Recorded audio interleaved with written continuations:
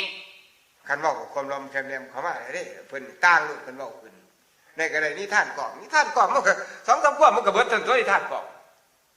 มันสั้นมันยาวปานใดนิทานกล่อมนิทานกล่อม ท่านก่อมก็สิซ้ำไม่คำเขียนนี่ที่ เนี่ยโอ้ยถือก็ได้พูด คอยบอกแล้วเท่าอันนี้อย่าสุสอขั้นสอหมอลำเดซ่าแล้วถือไว้คำเกียนโดด เจ้าก็สิบ่สิเวียนในตีแหละเจ้าก็ได้ เจ้าก็สิถือมาหยังถือไม้กระพันบ่จังเลยเจ้าก็ได้ โอ้ยเอาให้พ่อฟังมันก็น่าเจ้าในอันนี้ท่านก่อม นี่ท่านกอบ ที่ท่านก้อมมันทั่วมันอยากฟังเนาะ ใจจะสิว่าให้มันทอเป็นคำเขียนนี่แหละมันบ่เป็นตาเอาดิ ไอ้มันเจ้ากว่านั้นแน่บ่ ครับแน่สิบ่เปลี่ยนดอกอยู่บ้านมาฟัง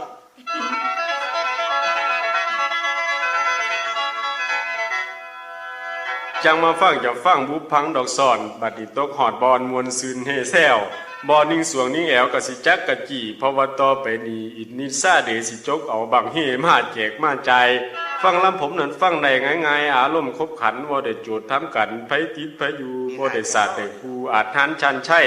ฟังกันไปด้วยความมวลซืนบ่คือฟังผู้อื่นอารมณ์สุนเสียวมันฟังได้เทื่อเดียวบ่จักจางมาอีกแล้วเฮ็ดห้อยกะหลีข้างออกสิว่าบ่คือฟังเดซ่าเว้านัวหัวมวน แม่นแน่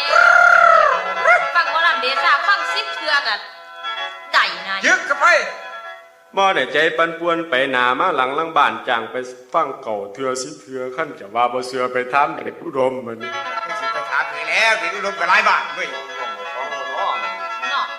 จ้างแต่ผมไปแล่ไปลำมาแต่หอดน้ำคำกินเขาวกินปลานั่งปรึกษาผัวเมียลูกเต่าทั้งผู้ผัวก็เว้าว่าสิไปฟังล่ำลูกว่าขอไปนำในที่อีพอทั้งผู้เพียงมันบ้าบ่ให้เจดนอนเฝ้าเฮือนมาสั่น เปลี่ยนกันไปแล้วเนาะ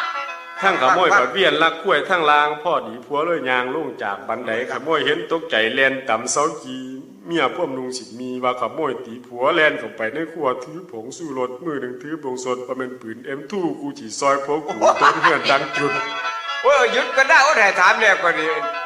อันเนี่ยลูกทีมโรงเรียนมันแล่นเข้าไปในครัว อาสิไปเอาปืนไปแบบไม่ได้ผงสู้รถประเป็นปืน ผงสุรสกระบวงเพื่อจะเอามายังผงสุรสกระบวงเอามาสดกระโมย สงสัย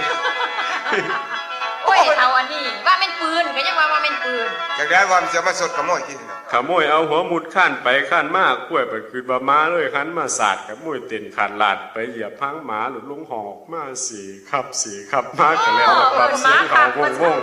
กระโมยครับ เมียก็หอกเสียงหลงควันหนีดีฟอลูกประเต้นกอดพอมือบีบพวกหำพอกระจนหน้าดำจนปากก็ออกจะมาเป็นไอ้ดอกไม่เป็นหลังบังเอิญ สวยมันจะเนี่ยไอ้ตัวนี้โอ้ยรับสวยกันหน่อยเนาะ ทั้งขโมยก็เดินมาสินี้ให้พ้นของเปล่าหาวปะลุนถือสังกะสีขโมยว่าเขาวีระเบิดมาใส่หลดเปล่ากาบอย่างไงถือกองขี้ขั้วจักสิช่วยบ่ช่วยได้ยินเสียงเบะของมันขั้วจนเละเต็มหน้าเต็มมือ มันเป็นยังไงก่อน ไม่ยังก่อนเลยดังเบบี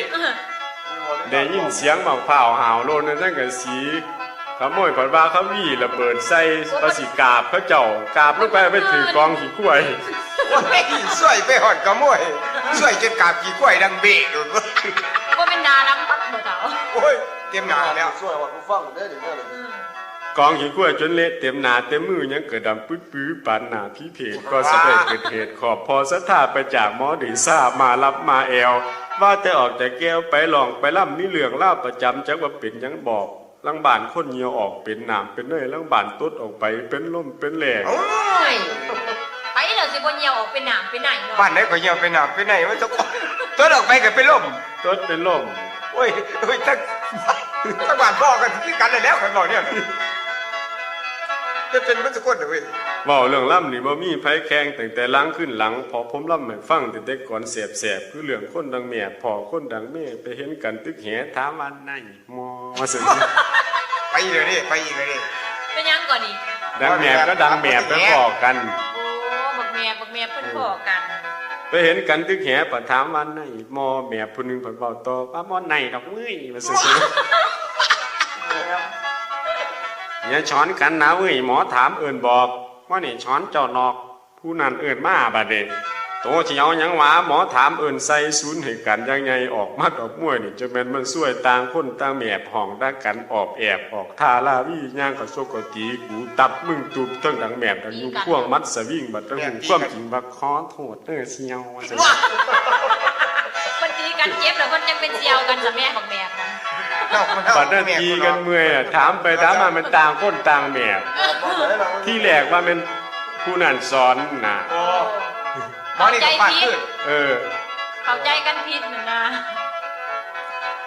เรื่องนี้บ่ได้เกี่ยวกับผู้มาฟังพอบ่ได้ว่าให้ดังผู้นี้ผู้นั้นไผดังยาวดังสันดังแหมบดังโมก็บ่ได้สีโตเจ้าเลยซื้อไผดังแหมบก็จะวือให้ตัวผู้หลาน เครียดซะดอกผู้แม่ดอก ผมบอกน้ำนิทานจริงแน่ตัวแน่มันเกิดขึ้นตั้งแต่พ่อซอ00ตรงกับมือรูปทุนขายเหนือเงินพรตั้งแต่ก่อนนี่บ่ท่านเจริญมีเหตุการณ์บังเอิญเรื่องราวแปลกๆพ่อแดวมาแสกเขาในก่อนล่ำให้มันครบมันขันเทิงใดหัวหลอกคือเรื่องมีกินเงาะนี่ก็น่าครบขันเท่านึงไปขุดมันนุ่งผ้าเขามามีประอยู่ในป่านั่นบ่เคยเห็นคนย่างเกี่ยววนๆหาผลละใหม่ผู้ขุดมันปัดบ่ใส่กางเกงสัตว์ในก้มขุดมันเท่าใดผ่าผิวเวิงมีตัวนั้นเหลียวเบิงเห็นสองไข่หำเอามือลูบมือค้ำว่าจะแม่นบักเงาะคนขึ้นลงกองกอขุดมันไปเสย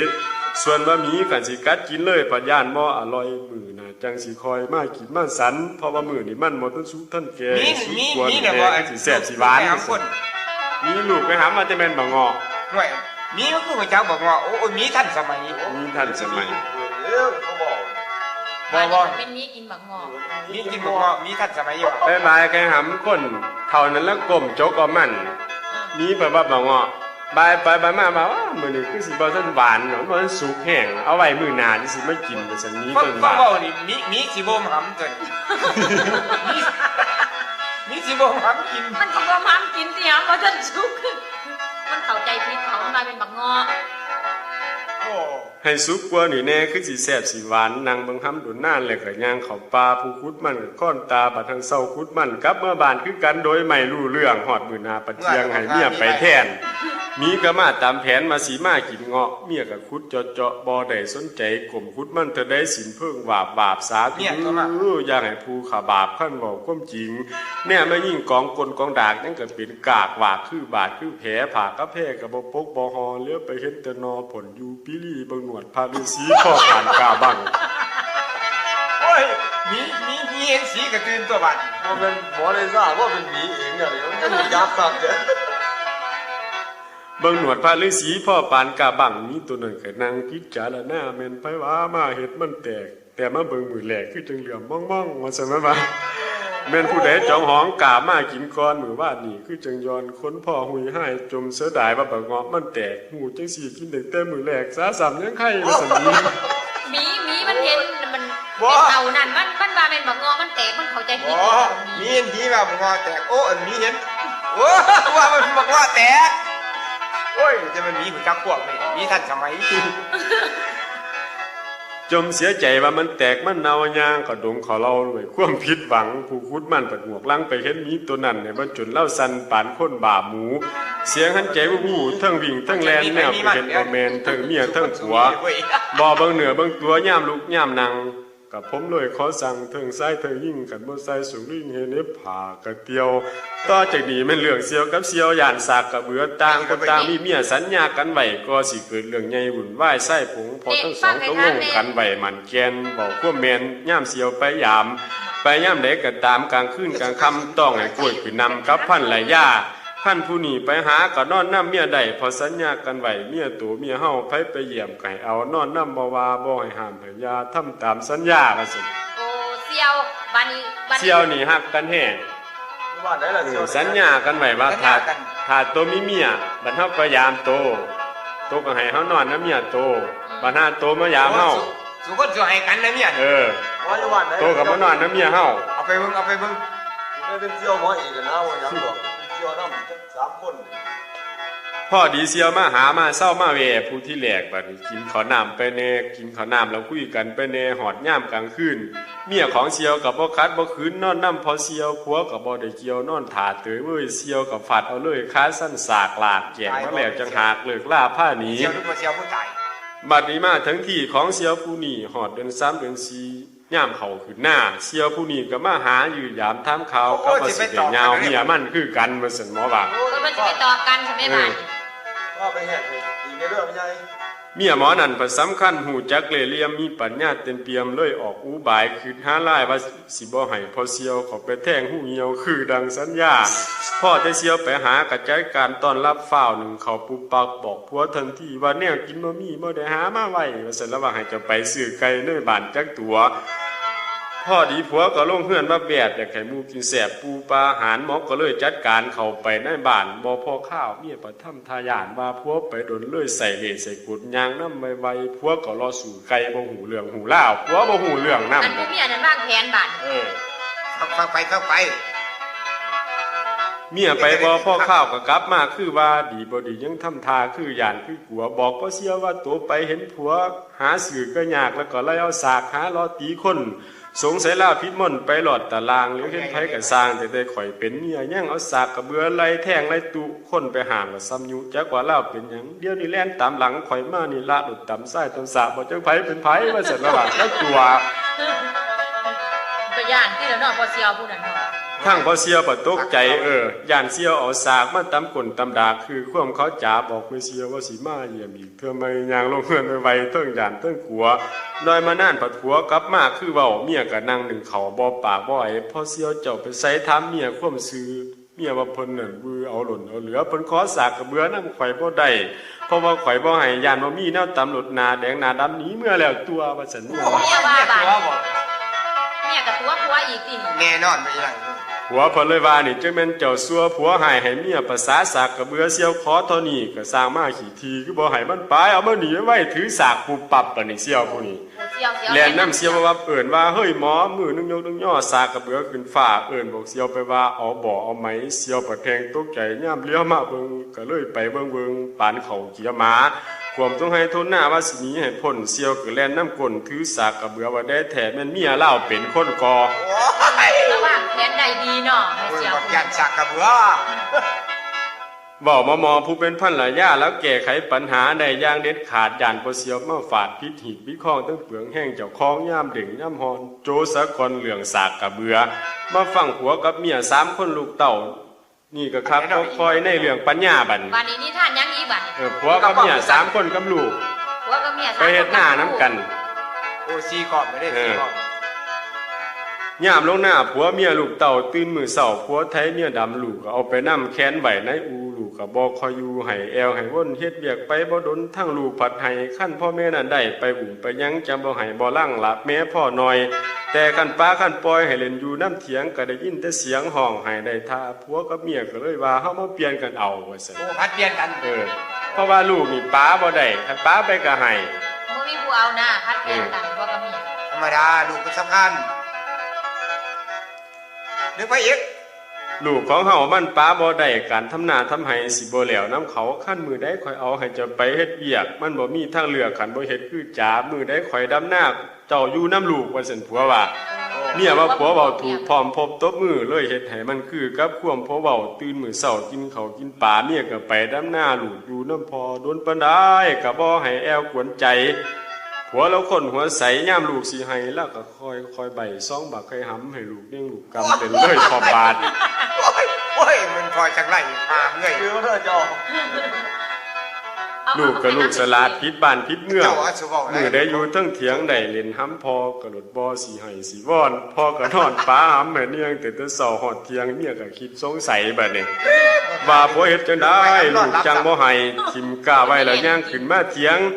เนี่ยบ่ได้ยินเสียงลูกให้จักเทื่อเห็นพ่อนอนเทิงเสือลูกเล่นพวกหำสำบ่น้ำนอนกุนโกกบ่สนใจครับลูกเสืออยู่เตอเว้ยลูกก็เล่นซ้ำเบยว่าแต่แม่นบักโป่งเมียก็ย่างลงทงเทิงหิมเทิงหัวกูสิเฮ็ดคือผัวกูโลดคักแน่ว่าซั่นล่ะว่า จะไป เมี เห็ ย น ค ผู้ น คน ว่า อีก บัดนี้หอนใหม่มากเมียเพิ่นสิคือผัว บัดนี้ล่ะย่าแม่ถึงมือของเมียมาโลดคักเอาเหลือบ่มีบ่อนเว้าพ่อกินน้ำกินข้าวผัวไปไถนาเมียก็อุ้มลูกมาว่างลงไก่บัดได้ลูกสิให้ก็สิเฮ็ดคือผัวบัดนี้ลูกมันเห็นเลยกลัวว่าแต่แม่นผีหลอกย่ามเพิ่นหึงสินออกดำอยู่คือถือจักหากไปหักคือหญ้าฆ่าหญ้าแฝงเห็นที่แรกเทิงห้องให้เบิดแท้ว่าพี่เพชรตาแดงหลอกข่อยอีพอ ตายเป็นตายลูกไม่ได้ญาติพี่ สมน้ำหน้าเจ้าบ่อยากไปเฮ็ดคือผัวแต่ผู้ใหญ่ก็ยังกลัวบ่แม่นแต่เด็กน้อยตั้งแต่เปิดในข่อยนี่เบิ่งเต็มตาก็สิย่านอยู่หน้าก็บ่เกี่ยงบ่มือ ว่าเทเรซ่าเด้มันก็สร้างญาติที่กันได้แล้วคนสั้นละซุมื้อ ญาตินี่สมมุติเจ้าก็ได้ เฮ้ย ญาติคือคนนี้ไปบวช ญาติ อ่ะนี่ล่ะนิทานกล่อมเบิดได้บัด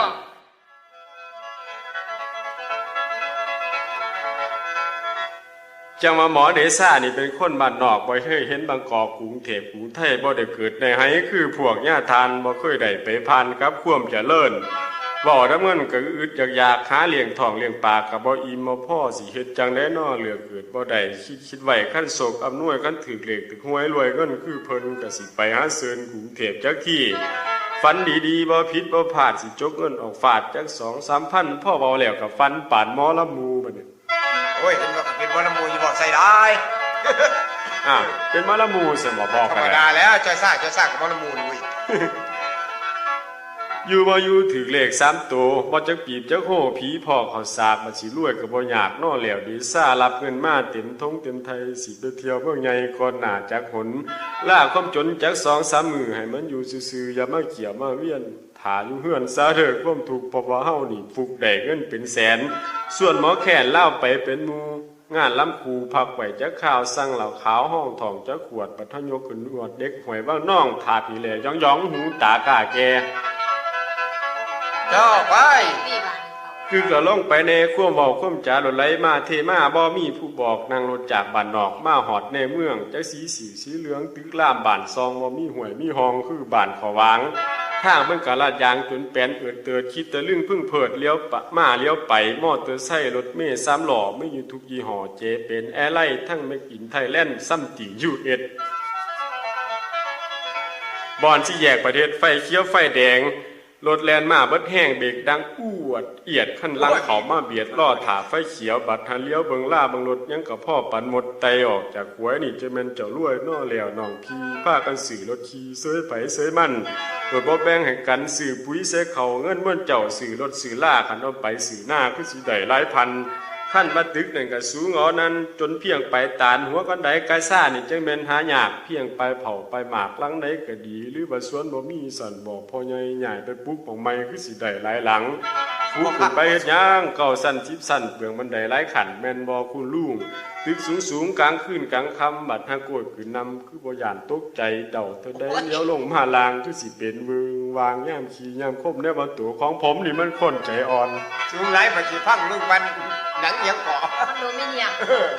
แล้วก็ไม่มีเนี่ยเพราะว่ามันพังทับตายเลยเว้ย บัดเขาเด้งเขาหอนย่านหัวใจวายคิดบางตี้คุณนายผมไปนั่งซิ่งสายังตกใจจนว่าเกือบแย่คันท่านตั้งแต่นอนน้ำกันกับลูกแม่เฒ่าบัดสิกล้วยขึ้นเดารวมหมอนนอนเคียงยังฝ่าวลงจากเตียงฝาดกันทั้งรวมจังดีแจงหุ่มเศร้าย่านเศร้ากลัวขั้นว่าผมหนีตัวให้ถามเบิ่งผมเบิ่งโหลดขั้นว่าผมบ่โพดผิดบ้านผิดเมืองให้ผู้สาวไปนอนถาเทิงเตียงเบิ่งตี้แล้วครับขั้นผมกล้วยขึ้นทับไปฝ่าพาหัวลิงเว้าความจริงบ่ได้ตัวได้หลอกคนบ้านนอกคือดังเดซ่ามาเปิดหูเปิดตาในเมืองเลี้ยงแหล่เห็นอีหยังก็มีแต่สิคิดสงสัยเหลียวเห็นไฟลุกอยู่วาบๆตัวกับผมไม่ทราบอื่นถามเบิดแห้งเขาเลยบอกว่าพระบุงไฟแดงตัวเหลวเขารับจะท่านไม่แล้วครับเขาเชื่อเขาเชิญมัน โอ้ท่าน ไปเห็นท่านถอดพระบุงไฟแดงมันไฟใหม่บาท อันมากเลยท่าน มัน ส นอ มั น ย เขากุ้งไว้เนาะ ผมก็เดินเข้าไปในห้านเขาเขียนไว้ให้อ่านอาหารบ้านข้าวจานละ10ละ20ลาบมั่วขอไก่ผมก็สั่งยังไงกับอ้ายหมอแค้นน่ะมีเงินเป็นแสนถือแพงบ่ว่าดีบ่ดียังทำทาปานเสียเมียเผลอเงินถือเบอเต็มถงอายะสินั่งกินคือพาก็บ่ผิดไผหน้าบ่จักหลอดจักยาแถมเบียร์ตบตูดซ้ำบ่หนังยังพูดไทยออกแจ๋วเมาจนว่าเห็นแมวว่าแม่นเห็นอมแต่ก็ยังบ่ลมไปต่อซ้ำเบยมันก็สิลวงสิเลยพ่อปานดังหานเห็นผู้สาวเดินผ่านยิ้มแบบเชิญส่วนเลียบเบิ่งของสงวนแล้วปานถ้วยขาไก่แนวกางเกงเราใส่มันหัดมันหิ้งท่านได้ยิ่งจักนัด2นัดคือสิเห็นทางลัดสวรรค์เมืองแม่นส่วนหมอแค้นยังนำมาแบบว่ามันซ้ายฝาแหลกหมอแค้นหมอลำบอกกัน 2-3 คำบัดส่วนผมไปยองจะแม่นขี้ถือปองนอแล้วเดซ่า ไปนำเด้อ แล้วก็เลยส่วนมาโรงแรมปุบปับตัวกับผมก็ยับน้ำสาวเมืองกรุงแต่อย่าขึ้นสันสูงเด้อผมใจอ่อนบัดเข้าไปในห้องแล้วก็ขอเงินก่อนกันเด่นของข้าวมาเสร็จแล้วว่าสามเงินทองของเขาผมมาเป็นเรื่องง่ายผมก็จกออกใจให้โหลดทันทีบัดสิช่วยเบิดปีน้ำสาวบางกอกเพราะว่าเล่านั่นบอกว่านู้เป็นเม่นแก่เผาออกเราเห็นตั้งแต่กูเต็ก เป็นเม่นได้เลยนะเป็นเม่นที่ เกี เกี ย ย ร์ ร์ นี่มันอยู่มาจากผม ฮะ เป็นเม่นที่เกียร์มันบินไปอยู่ มันสิเป็นจังสันตัวรู้จังไหนแล้วเห็นตั้งแต่เขาใส่กูเต็กกัน เอาไปโอ้ ผมก็งางีกของว่าไอ้ยาเนี่ยดิตองขอลาดนี้บ่ได้สั่งเทั้งหมอแค้นก็นั่งตาผมดุดนานคิดว่าผมจัดการไปแล้วเรียบร้อยว่าได้แท้ตัวข่อยเป็นพ่ออัศวินขี่หมาข้าวแล้วบินกายหนาย่อย ที่มันขักไว้ มวนนะถามเนาะก่อนไหนก็พอแล้วเอาลูกว่า ฟังต่อ ๆนี่แหละอยากฟังก่อนสมัยใหม่มันก็เป็นจังซี่แหละ นั่นน่ะล่ะก็อยากฟัง แต่ว่าคนเฮาสมัยซุมื้อนี้ก็แตกต่างกันหลายการร้องการร่ำก็อยากฟังแต่แนวใหม่ๆ อยากเอาไม่ไปเรื่อยครับ ผู้แสผู้สาวผู้บ่าวผู้แพ้วเด็กหน่อยเล็กๆก็บ่คือเก่าคือหลัง ผู้แสผู้สาวสมัยแต่ข้าวเป็นพ่อเป็นแม่แต่ข้าวแต่พ่อแต่แม่เฮาเทื่อสิได้กันเป็นนางลูกนางเมียผู้สาวลงควงเข็นฝ่ายผู้บ่าวเป่าแค้นเก่าเลาะบ้านไปเทื่อสิได้กันเป็นนางลูกนางเมียผู้บ่าวเที่ยวทางจนไปสู่อ่างหมากปานนั้นตัวพ่อลูกจ้างแม่อยากมายุ่งสาวบ่าวเข้าหลังนอนตะฟังเสียงแค้นตีแต่นเล่นแต่นก็เสียงแค้นมากไก่หัวใจก็ฮ้อนวูคือเทนแต่หน้าสู่บ่ทันได้แต่งงานทั้งผู้บ่าวก่อนสิขึ้นเทิงบ้านก็เอิ้นใส่ไอ้จาบ ถามว่านอนหรือยังอีพอเคยเว้าแม่กินปลากินข้าวหรือยังแล้วอีเมกินกับยังแล้วแน่พ่อแต่เว้าเท่านั้นเลยโกรธคือนางเฮือนทั้งพ่อแม่ก็เลื่อนยับให้นางฟังไล่บายเอายาท่อเมายกเอามาตอนผู้สาวนอนในสวมกับฟังไล่อ้ายพี่เว้าเท่านั้นเรื่องนี้ดีหายไกลเกินเดินจังน้อยก็จังเอิ้นลูกสาวออกมาหาสมัยแต่ก่อน โอ้ยธรรมดาแต่ก่อน อีนางลูกกีบยาพันผู้แน่อีหนูนางลาหมู่เพิ่นมาหาเล่นเฮือนเฮาเว้าสั่งทั้งผู้สาวได้ฟังเฮ็ดปะงองตะแหงท่าแปลงแต่งตัวกะว่างามว่าโกก็ย้อแยงแย่งกายพ่อแม่บายเอาหมอนพ่อไปนอนคนเด้อหลามันเจ็บขาเจ็บศีลเป็นมาแต่หัวค่ำบ่ซั่นละบ่าเปิดโอกาสให้ลูกสาวคุยเบา เอาไปอีก ลูกขึ้นมาเว้านำเพิ่นเนตี้อีหลาเพิ่นมาแล้วแต่ดุนไก่ขันกกจนผู้สาวลุกมาหาจังในจ้าคมคุยทางถุยพญาหยวงขั้นสิตาที่ตวงจับบ่ายไงทางพอผู้สาวนอนฟังเสียงแฮมหาถือผ่าอยู่ในเพื่อสิได้เป็นครูผัวเมียอยากเอาเรือเที่ยวคุยคำขึ้นบืนแหลงนอนในหัวก้อยแหงนั่นดนจนจอยก็จังได้ลูกหน่อยมาสอนกองสองแต่เดี๋ยวนี้พี่น้องมันแตกต่างกันหลายบอกว่าใส่หรือยิ่งเปลี่ยนแปลงแรงกาใส่เส้นตาตีขิวริ้วหากาแกหรือเห็นพ่อเห็นแม่ผู้สาวนางอยู่บ้านบ่มีญาติโลกคืนซ้ำบ่นำอย่างอื่นไปใส่ผู้สาวเองซะผู้บ่าวสมัยใหม่กดส่ง ธรรมดา ย่างกายทางไปเห็นผู้สาวห้องใส่ผู้สาวโอ้ยจะเป็นองค์ปันบินขี่เด็กคือนกนอกเพิ่นว่าผู้สาวเห็นผู้บ่าวเอิ่นใส่เปิดหน้าต่างมาส่องผู้บ่าวเลี้ยวไปเห็นผู้สาวห้องเพ่งถาม15ปีใหญ่ซ้ำนี้มีหมอยบ่เต็มอายะสิหน่อยนึงผู้บ่าวกายทางไปอีกผู้สาวเลี้ยวน้ำกลผู้บ่าวหวกไม่เห็นผู้สาวห้องเพ่งถามอีก15ปีใหญ่ซ้ำนี้เฮ็ดเป็นบ่จำมับสิมาทั้งเลขกี่โกใหญ่ตู่ปันสางเมืองพ้นว่างส่งเถไปเดสีมาทอยากระทอดตะกี่เดียวนี่ก็บ่สนสูบแต่ยามีกลบ่ได้เกี่ยวยาม่วนแล้วบางควรถุยดังว่ามันนั่งบดบู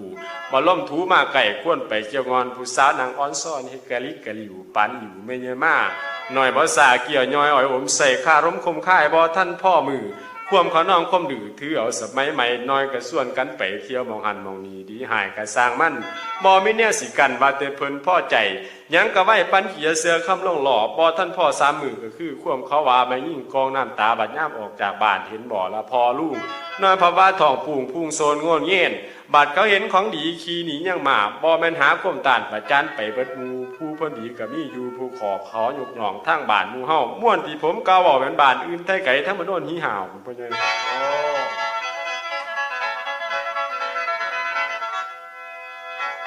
และแม่นว่า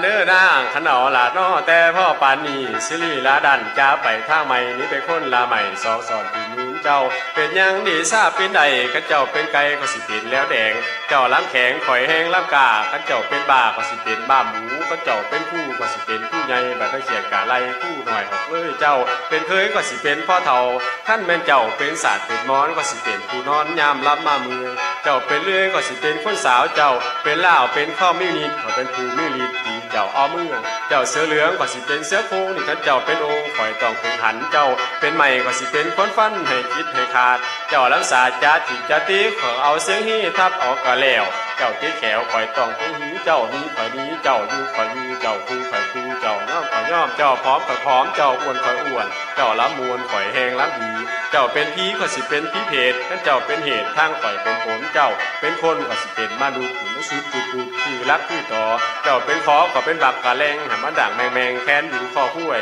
เจ้าเป็นห้วยข่อยสิเป็นหวดเจ้าเป็นหนวดก็เป็นเสน่ห์ข้าเจ้าค้าขี้ก็สิเป็นค้าแข่งเจ้าแข่งข่อยแข่งเจ้าขันก็ขันเจ้าหันก็หันเจ้าลาดข่อยซาดเจ้าไว้ข่อยมันเจ้าเป็นไฟใหม่ดูในป่าสีหน้าว่าลงไว้ก่อน